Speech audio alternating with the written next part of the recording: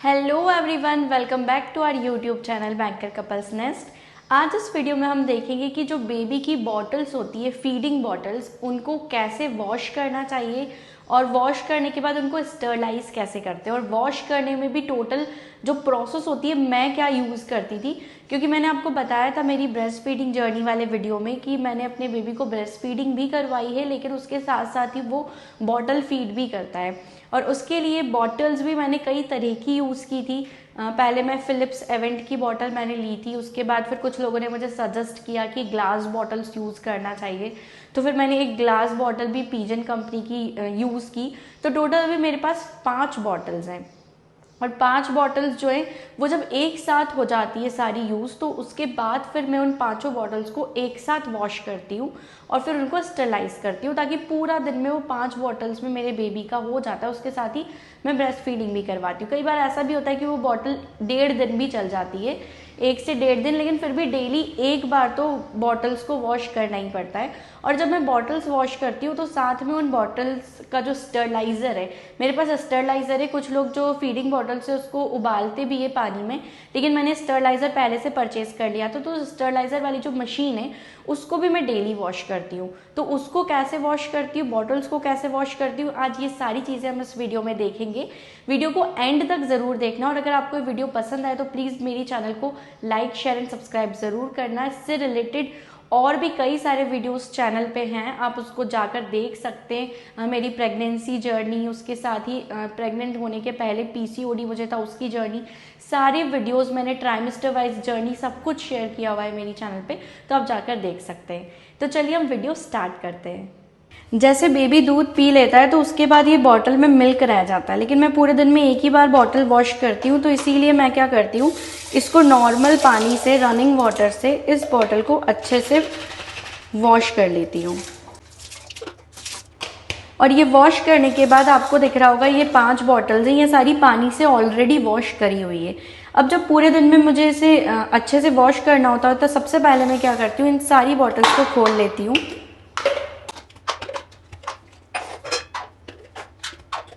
और ये जितनी भी निप्पल्स हैं इनका आप ये निकाल लेते हैं। ये निकालना बहुत ज़रूरी है, क्योंकि सबसे ज़्यादा जो मिल्क है वो यहीं पर डिपॉजिट होता है। तो मैं ये सभी बॉटल्स में से निकाल लेती हूँ। अब नेक्स्ट स्टेप पे ये तपेली में लेती हूँ। इसमें आप ये कंटेनर, जिसके यहाँ जो भी बोलते हैं, इसमें आप जो ये पानी ले सकते हैं। और ये मेरे पास लिक्विड है, बेबी लिक्विड क्लिनजर, ये किसी भी कंपनी का आप यूज़ कर सकते हैं। मेरे पास मदर स्पर्श का है।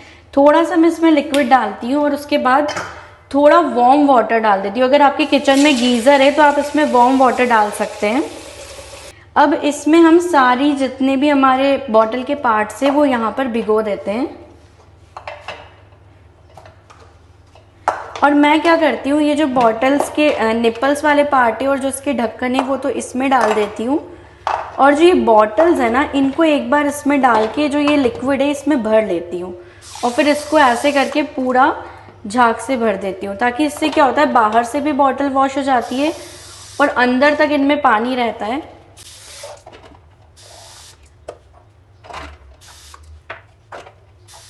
अब ये सारी जो चीज़ें हैं और ये मैंने यहाँ पर भिगो के रख दिया। अब इसको मैं 10 मिनट तक इन सारी चीज़ों को ऐसे ही छोड़ देती हूँ। अब इस टाइम को यूटिलाइज करने के लिए मैं इस 10 मिनट में स्टरलाइज़र को वॉश कर लेती हूँ। सबसे पहले स्टरलाइज़र का जो ये वाला पार्ट है, इसमें वायर भी होता है, तो इसको थोड़ा सा केयरफुली मैं यहाँ पर पानी से धोती हूँ। और ये मैंने अलग से स्टरलाइज़र वॉश करने के लिए अलग से रखा है, इससे हम दूसरे बर्तन वॉश नहीं करते हैं। और जो लिक्विड मैंने बनाया था उसी लिक्विड से मैं स्टरलाइज़र वॉश करती हूँ। ये आप देख सकते हैं इसमें स्टेन जम जाते हैं पानी के, और ये आपको टाइम टू टाइम क्लीन करना पड़ता है। इसको कैसे क्लीन करना है वो भी मैं आपको एक सेपरेट वीडियो में दिखा दूंगी। तो इसको मैंने ये वॉश कर लिया। इसको मैं थोड़ा केयरफुली इसलिए वॉश करती हूँ क्योंकि वायर है तो वो ख़राब ना हो जाए, इसीलिए इसको थोड़ा आपको ध्यान से वॉश करना होगा। अब स्टेरिलाइज़र के बाकी जो पार्ट्स है वो हम ऐसे वॉश कर लेंगे अच्छे से। ये वॉश करना इसीलिए ज़्यादा ज़रूरी है क्योंकि आप इसी में स्टरलाइज करते हो, तो अगर ये क्लीन नहीं होगा तो आप हाइजीन अच्छे से मेंटेन नहीं कर पाओगे, इसीलिए इसको क्लीन करना बहुत ज़्यादा ज़रूरी है।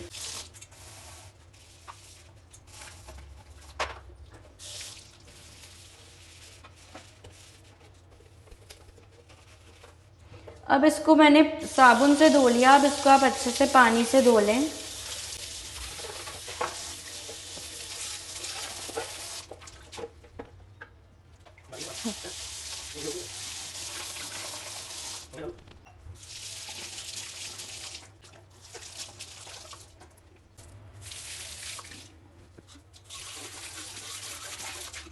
अब सारे स्टेरलाइज़र के जो पार्ट्स है वो मैंने धो के यहाँ पर सुखाने के लिए रख दिए हैं।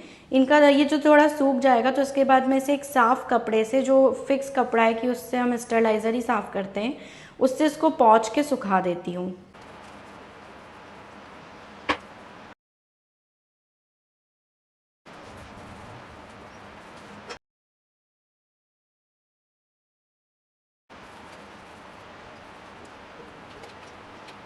ये जो साफ़ करने का कपड़ा है ये भी हमने अलग से निकाल के रखा और इसको भी मैं पूरी प्रोसेस के बाद अच्छे से वॉश करके रख देती हूँ। अब स्टेरलाइज़र वॉश कर लिया और इसको भी 10 मिनट हो गए। अब सारी जो बॉटल्स है उनको, ये जो बॉटल क्लीनिंग का ब्रश है, इस ब्रश से मैं सारी बॉटल्स को धो लेती हूँ अच्छे से। ये ब्रश बहुत ही अच्छा है, स्पंज वाला। एक और टाइप का ब्रश आता है, वो भी हमारे घर में है, लेकिन ये वाला ज़्यादा अच्छा, और ये मैंने स्पेसिफिकली इन बॉटल्स के लिए ही रख रखा है। तो इनसे मैं एक एक करके सारी बॉटल्स को अच्छे से वॉश कर लेती हूँ।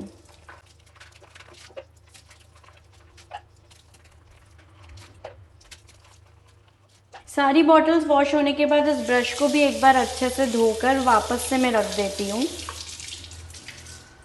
और इस ब्रश को आप दूसरी किसी चीज़ में यूज़ ना करें तो हाइजीन अच्छे से आप मेंटेन कर पाएंगे। अब इन सारी बॉटल्स को रनिंग वाटर में आप अच्छे से धो लें। धो के, ये एक कंटेनर है, ये फिक्स है हमारा बॉटल्स रखने के लिए, तो इसमें मैं धुली हुई सारी बॉटल्स को ऐसे जमा देती हूँ।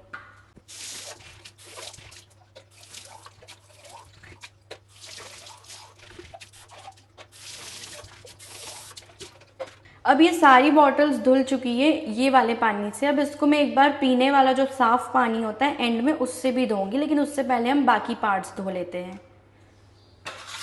अब हम बाकी के जो पार्ट्स हैं उनको भी अच्छे से वॉश कर लेते हैं।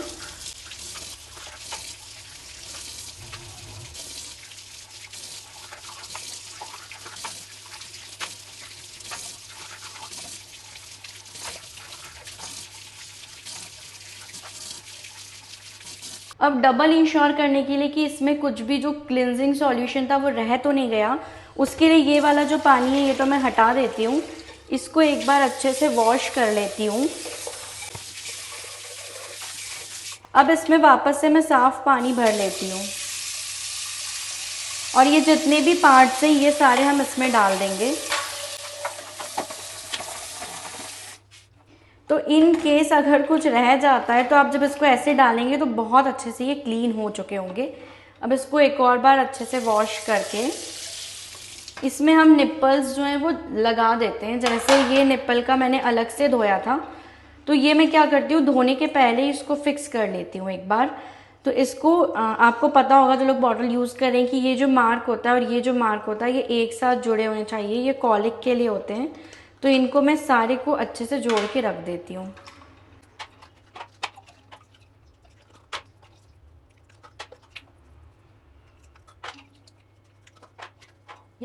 तो ये एकदम हमने जो रनिंग वाटर है उससे अच्छे से धो लिया है। लेकिन आप सोच रहे होंगे कि मैंने तो निप्पल को टच कर दिया, लेकिन अभी मैं इसको एक और बार जो है हमारा पीने वाला पानी उससे भी धोऊंगी तो ये साफ़ हो जाएगा। तो अब ये वाला पानी तो हम हटा देते हैं। अब ये सब जो है हमने नल के पानी से अच्छे से धो लिया है। अब बस इसको एक बार पीने वाले पानी से हम वापस से धोएंगे। अब ये साफ जग है, इसमें मैं पीने वाला पानी भर लेती हूँ। ये पानी भर लिया हमने। अब इस पानी से मैं उस बॉटल को एक बार दोबारा धोऊंगी। अब ये सारी बॉटल्स को साफ पानी से एक बार मैं धो लूँगी, तो उससे बिल्कुल भी आपको ऐसा नहीं रहेगा कि कुछ भी गड़बड़ हुई है धोने के प्रोसेस में, क्योंकि साफ़ पानी से धोना बहुत ज़रूरी है। इससे ये भी हो जाएगा कि आपने अगर कुछ रह गया है बॉटल्स में लिक्विड तो वो इससे निकल जाएगा। अब ये मैंने पांचों बॉटल्स को साफ़ पानी से धो लिया है। अब ये जो कंटेनर है इसको भी एक बार मैं साफ़ पानी से धो लेती हूँ। इसमें मैं जो बॉटल्स की निप्पल है और ढक्कन है वो साफ़ पानी से धो के जमाऊँगी।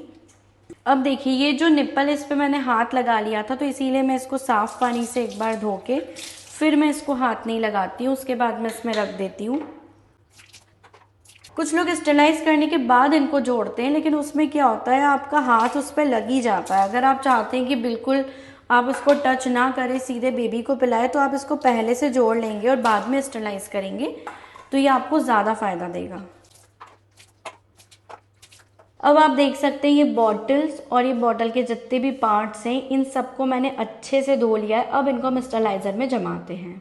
तो ये मेरे पास फिलिप्स एवेंट का स्टेलाइज़र है। जब मुझे स्टेलाइज़र परचेज़ करना था तो मैंने काफ़ी सर्च किया था, तो सब लोगों ने यही बोला कि ये वाला जो स्टेलाइज़र होता है फिलिप्स एवेंट का, ये सबसे बेस्ट होता है। थोड़ा कॉस्टली है लेकिन आप ये वाला परचेज़ कर सकते हैं। अब ये जो बॉटल के पार्ट्स हैं ये हम इस स्टेलाइज़र में रखेंगे और ये जो नीचे आपको दिख रहा होगा यहाँ पर हम पानी भरेंगे। पानी उसमें लिखा है कि 130 ml आपको फिल करना रहता है, उससे ऑटो कट ऑफ जो है वो इजीली हो जाता है। इस बॉटल में ml के मार्किंग है, तो 130 ml जो है मैं इसी से मेजर कर लेती हूँ। ये आप 130 ml जो वाटर है वो इसमें डाल दें, तो इससे जो है कट ऑफ सही रहेगा और अपने आप स्टेलाइज़र बंद हो जाएगा।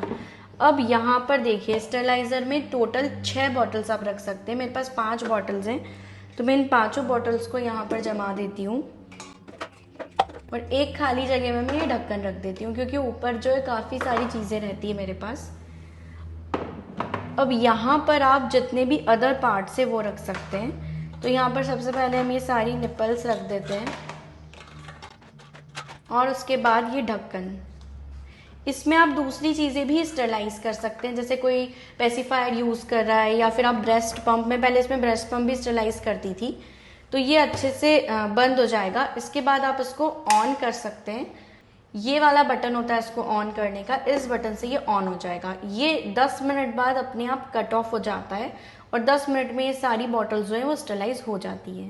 अब जो बॉटल्स हमने स्टेरलाइज की वो मेरे पास 5 बॉटल्स है। बेबी 1 बाय 1 सारी बॉटल्स को पीता है, तो उसमें आप ये क्या कर सकते हैं कि स्टेरलाइजर में लिखा हुआ है उस मशीन पे कि 24 घंटे तक जो सारी बॉटल्स हैं वो स्टेरलाइज रहती है, तो आप उनको स्टेरलाइजर में ही छोड़ सकते हैं और जब जब आपको लगे बॉटल की यूज़ करना है तो उसी में से निकालें और बाकी बॉटल्स को वहीं पर रहने दें।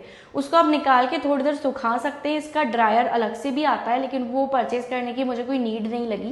अगर आप चाहें तो वो परचेज़ कर सकते हैं, तो उसमें सारी बॉटल्स ड्राई हो जाती है और चाहे तो आप थोड़ी देर बाहर रखेंगे तो भी वो ड्राई हो जाएगी और उसके बाद आप बेबी को पिला सकते हैं और बाकी बॉटल्स को आप छोड़ सकते हैं।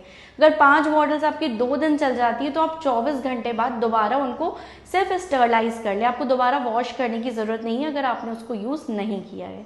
सो आई होप कि आप सभी को समझ आया होगा कि कैसे अच्छे से हमको बेबी की बॉटल्स को वॉश करना चाहिए और स्टरलाइज करना चाहिए, जिससे उसे इन्फेक्शन ना हो। क्योंकि जब भी आप डॉक्टर को बोलेंगे कि आप बेबी को बॉटल फीड करवा रहे हैं तो सारे डॉक्टर्स मना करेंगे। मुझे भी कई डॉक्टर्स ने मना किया, यहाँ तक कि हर कोई बोलता है कि बेबी को बॉटल से दूध नहीं पिलाना चाहिए। और उसका जो मना करने का मेन कारण होता है वो ये कि उससे बेबी को इन्फेक्शन होने के चांसेस बहुत ज़्यादा होते हैं। लेकिन जिस तरीके से मैंने आपको बताया, अगर आप उस तरीके से बॉटल्स को वॉश करके स्टेरलाइज करेंगे तो जो इन्फेक्शन होने का चांस है वो बहुत हद तक कम हो जाएगा। और मेरे बेबी को भी अभी तक ऐसा कुछ नहीं हुआ है। हम बहुत ही हाइजीन मेंटेन करते हैं बॉटल्स को यूज़ करते टाइम। तो आप भी अगर इसी तरीके से फॉलो करेंगे तो आपको भी बहुत हेल्प होगी। तो अगर आपको ये वीडियो पसंद आई हो तो प्लीज़ इस वीडियो को लाइक ज़रूर करना और मेरी चैनल को सब्सक्राइब करना ना भूलें। Thank you so much.